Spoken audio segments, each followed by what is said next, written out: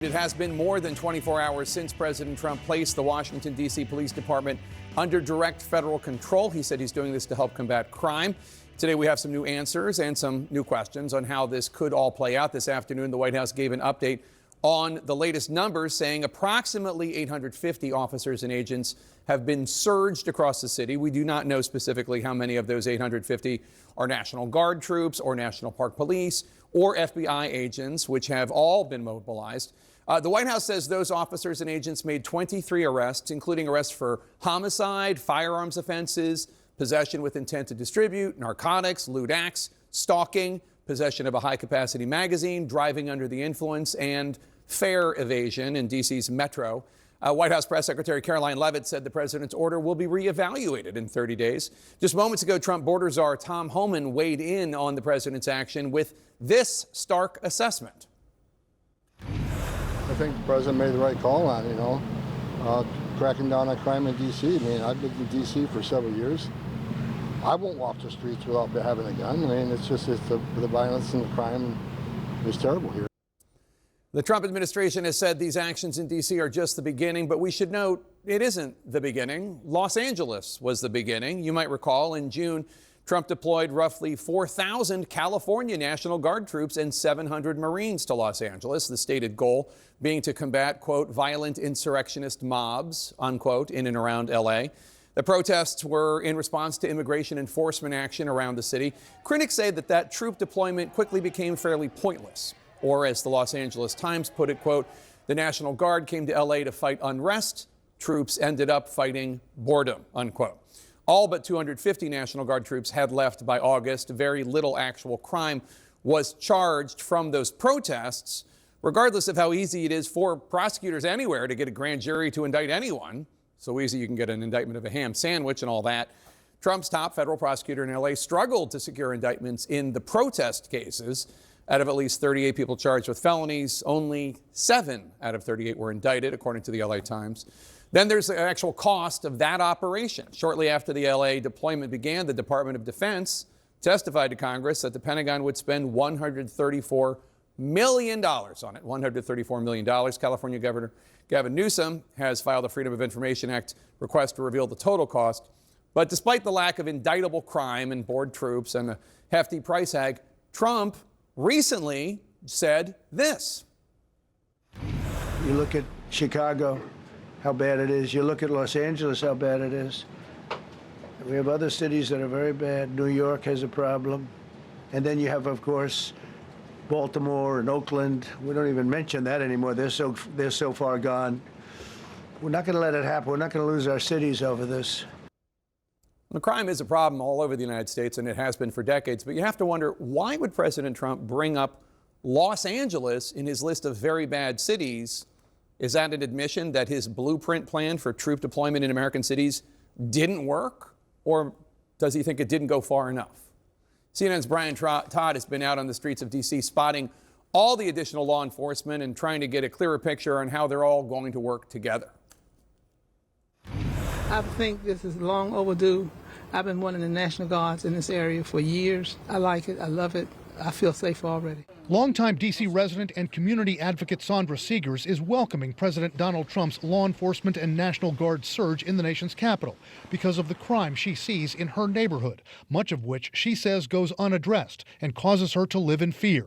When I wait a while, listen for sirens or more shooting or running, then I come to the door and see what's going on. Seegers is one of 2 community leaders we spoke to in Southeast D.C.'s Ward 8, one of the city's areas hardest hit by crime and poverty. Children can't be children anymore. They're running and playing. It just looks like the police might be coming next or somebody chasing them. So this is how bad it is. Last night, according to the White House, 850 officers and agents dispatched by Trump from federal agencies like the FBI were out patrolling D.C. streets, making 23 arrests. These arrests consisted of homicide, firearms offenses, possession with intent to distribute narcotics, fare evasion, lewd acts, stalking, driving under the influence, reckless driving, and a bench warrant. And Trump has called up about 800 National Guard troops who began reporting for duty this morning. They are expected to perform administrative tasks and manage logistics. They will also have a physical presence and be able to temporarily detain people. The National Guard will have weapons available, but are not expected to openly carry rifles, keeping them in their vehicles, for instance. Today, Washington's Mayor Muriel Bowser met with Attorney General Pam Bondi, who Trump assigned to oversee the takeover, vowing to make the best of the situation. Right now, we have more police, and we want to make sure we're using them. The D.C. police chief insisting it's a collaboration. We will allocate and look at the locations around our city where we believe there are areas of pockets of crime that we would like to address. Many D.C. council members and scattered protesters have denounced the takeover. This was unprecedented and unnecessary. Community activist and researcher Joy Doyle, also from D.C.'s Ward 8, is in favor of the increased law enforcement presence, but says it has to go deeper, that the intervention can't come just when violent crimes occur. We are not understanding why the property owners who rent to whomever these people are that are demonstrating open-air drug markets on these properties, why are they not being held accountable? And we're now in a very popular area in the district for bars and restaurants. This area has seen a stepped up presence of local and federal law enforcement officers, and look to see more of them as we head into the evening hours tonight. Now, so far, the White House is saying this surge could last up to 30 days. At that point, they're going to reassess. And as you mentioned, Jake, the administration is looking at other high crime cities in the U.S. for similar operations. Jake? All right, Brian Todd on the streets of D.C. Thanks so much. Joining me now, Brandon Scott. He is the mayor of the city of Baltimore, which shares an overlapping labor market region with Washington, D.C. Mr. Mayor, thanks so much for joining us. So President Trump today called out your city, Baltimore, as one of the cities that is, quote, very bad and, quote, so far gone. Are you concerned, or would you welcome President Trump sending National Guard troops to Baltimore? And how would you respond if he did? I think that, Jake, we've been through this with the president before. We had him calling us out during his first term and never lifting a real finger to help.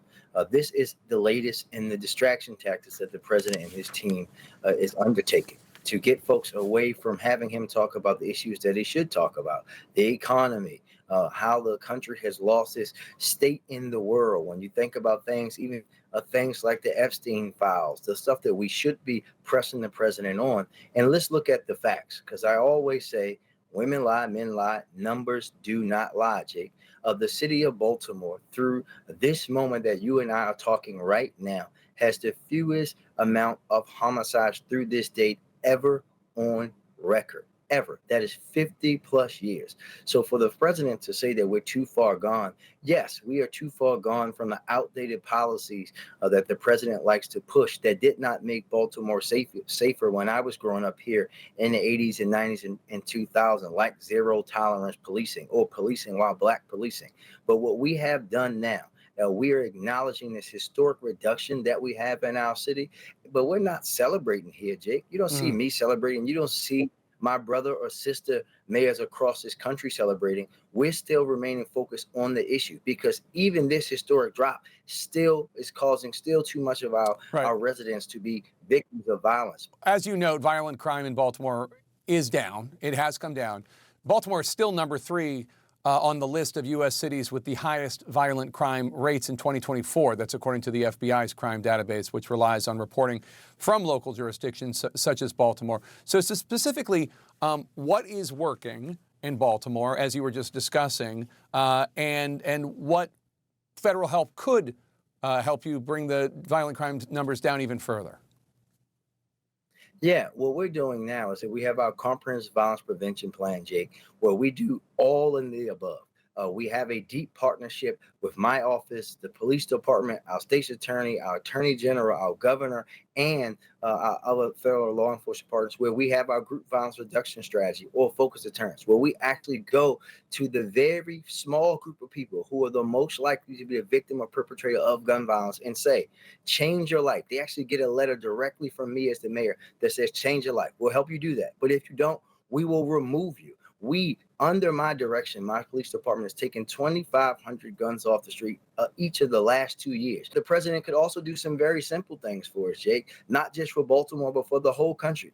The president can say no one will no longer be able to go into a store and buy an AR-15. The president could join mayors around the country in standing up to Glock to end these Glock switches that allow our residents and our police officers to be shot with a gun that is now an automatic, and that can only happen with one company. He could end ghost guns in this country. He could do all of these things, but he won't.